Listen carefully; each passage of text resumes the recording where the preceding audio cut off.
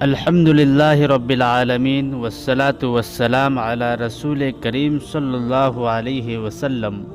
میرے محترم بھائیوں اور عزیز دوستو، ذرا ایک لمحہ رک کر سوچئے، اگر آج کی یہ چند منٹ کی بات آپ کی کسی ایسی دعا کا سبب بن جائے جس پر آسمان کے فرشتے آمین کہہ دے، تو کیا یہ ویڈیو دیکھنا کامیابی نہیں؟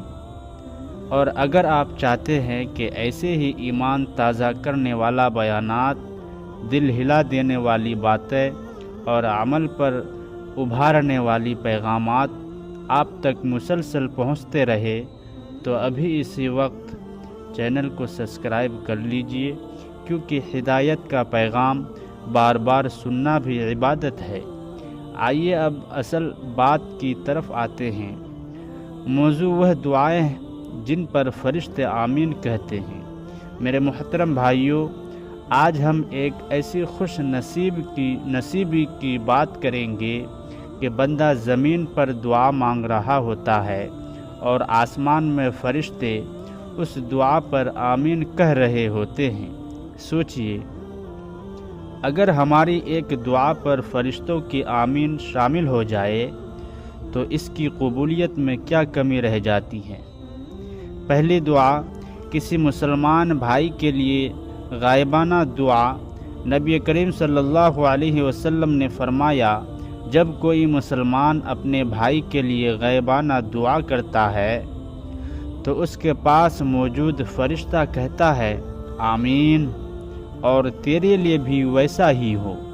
میرے بھائیوں، یہ وہ دعا ہے جس میں نہ خود غرضی ہے، نہ حسد، نہ دکھاوا، بس خالص خیر خواہی ہے، اسی لیے فرشتہ فوراً آمین کہتا ہے۔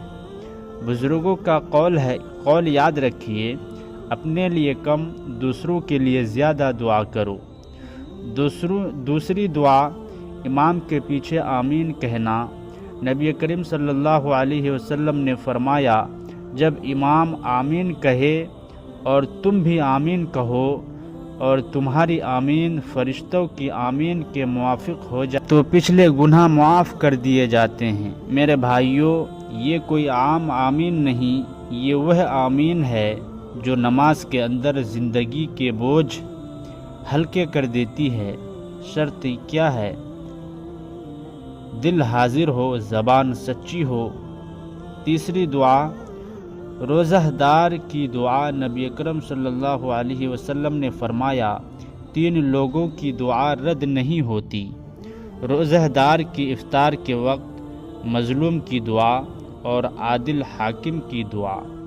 علماء فرماتے ہیں، جب اللہ خود دعا رد نہ کرے تو فرشتے بھی اس پر آمین کہتے ہیں۔ میرے بھائیوں، افطار کے وقت پہلا نوالا منہ میں ڈالنے سے پہلے دل سے ایک دعا ضرور مانگا کرو۔ چوتھی دعا، والدین کے لیے۔ قرآن ہمیں سکھاتا ہے، رب ارحمہما کما ربیانی صغیرا۔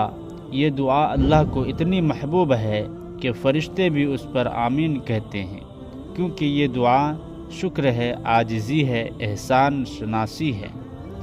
پانچویں دعا، اپنے لیے نہیں، امت کے لیے۔ نبی کریم صلی اللہ علیہ وسلم کی دعائیں دیکھیے، ہمیشہ کہتے تھے امتی امتی۔ جب بندہ اپنے دکھ سے نکل کر پوری امت کے لیے دعا کرتا ہے تو فرشتے خوش ہو جاتے ہیں اور آمین کہتے ہیں۔